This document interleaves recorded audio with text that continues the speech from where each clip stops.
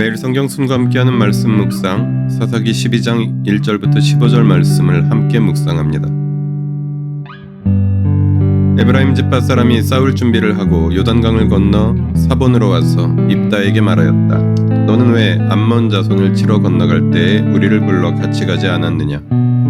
우리가 너와 네 집을 같이 불태워버리겠다. 그러자 입다가 그들에게 말하였다.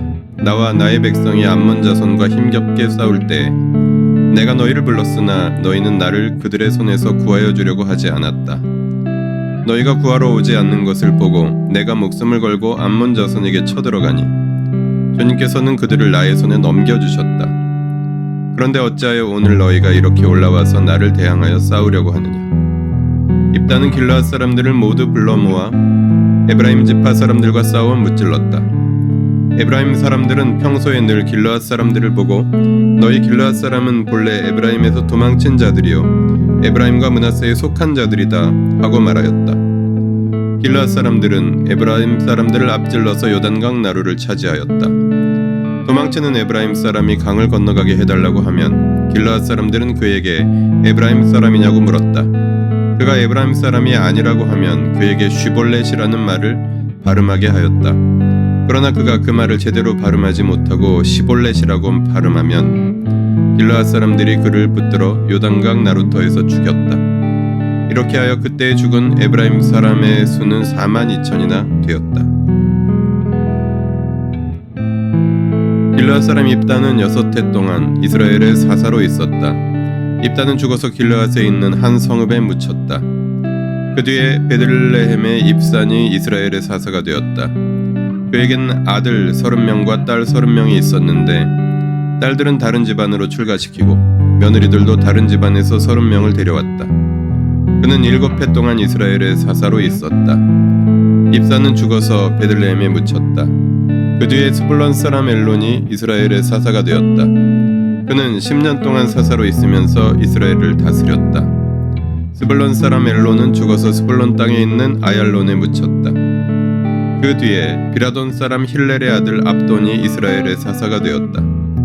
그에게는 40명의 아들과 30명의 손자가 있었는데 그들은 나귀 70마리를 타고 다녔다. 그는 8해 동안 사사로 있으면서 이스라엘을 다스렸다. 비라돈 사람 힐렐의 아들 압돈은 죽어서 아말렉 사람의 산간지방에 있는 에브라임의 땅 비라돈에 묻혔다. 1절부터 6절에서는 에브라임과 길르앗 사이에 전쟁이 벌어졌습니다. 요단강 서쪽의 에브라임과 동쪽 지파들인 길르앗 사람들 사이에 내전이 일어났습니다. 이스라엘의 구원자인 사사가 길르앗 사람들을 모아 에브라임 사람들을 무찔렀습니다. 적을 물리치기 위해 사용하던 전술이 동족을 죽이기 위해 사용되고 문화적 다양성인 사투리까지 동족 상잔의 도구로 사용됩니다. 7절부터 15절은 사사 입다, 입산, 엘론, 압돈의 생애에 관한 요약입니다. 입다, 입산, 엘론, 압돈의 시대 다 합해도 31년입니다. 이전 시대의 사사 한 사람의 임기 정도로 줄어든 통치 기간을 보여줍니다. 그만큼 이스라엘의 정치 군사적 상황도 불안정해졌을 것입니다. 평안이나 구원이라는 결론도 찾아볼 수 없습니다. 이스라엘의 상황이 계속 악화되고 있는 모습을 본문은 보여줍니다.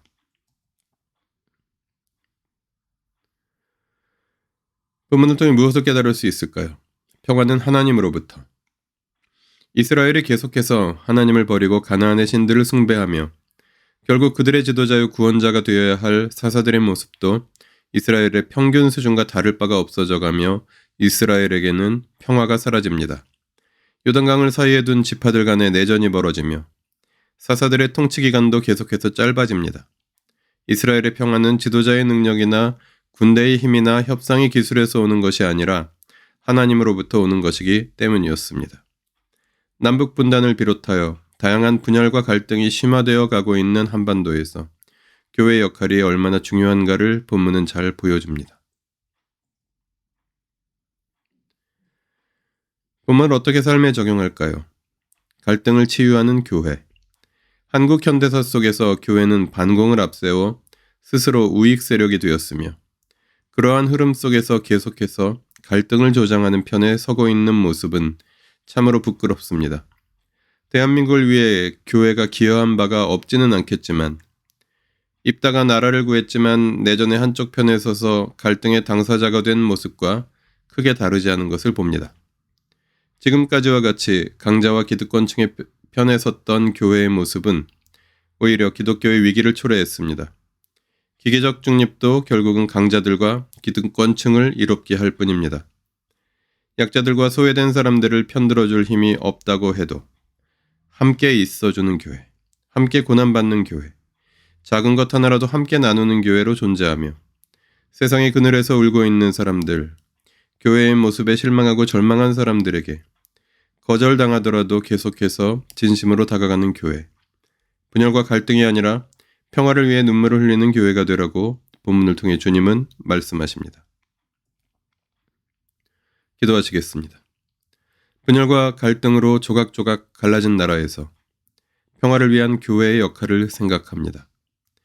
교회 자신을 위한 교회가 아니라 강자와 기득권층의 편에 서며 강자와 기득권층이 되기를 꿈꾸는 교회가 아니라 세상에 꼭 필요한 교회, 주님 계신 곳에 함께 있는 교회로 우리를 사용하여 주십시오. 우리 주 예수 그리스도의 이름으로 기도합니다. 아멘. 매일 성경 순과 함께하는 말씀 묵상, 오늘의 묵상을 마칩니다. 말씀이 함께하는 하루 보내십시오. 고맙습니다.